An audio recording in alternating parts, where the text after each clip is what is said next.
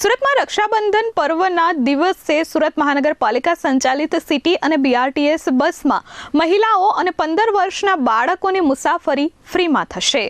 સુરતમાં રક્ષાબંધન પર્વને લઈ સુરત મહાનગરપાલિકા દ્વારા દર વર્ષની જેમ આ વર્ષે પણ મુસાફરી ફ્રી કરવામાં આવી છે।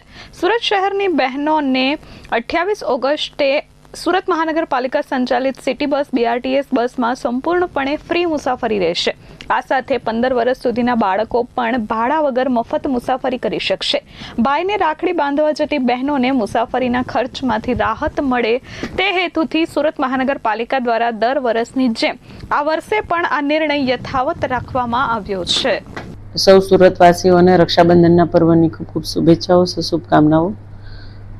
રક્ષાબંધન નિમિત્તે દરેક બહેનોને ફ્રીમાં મુસાફરીની કરાવવામાં આવશે મહાનગરપાલિકા દ્વારા, અને 15 વર્ષથી નીચેના બાળકોને પણ આ મુસાફરીનો લાભ મળી રહેશે। Bureau report S24 news Surat.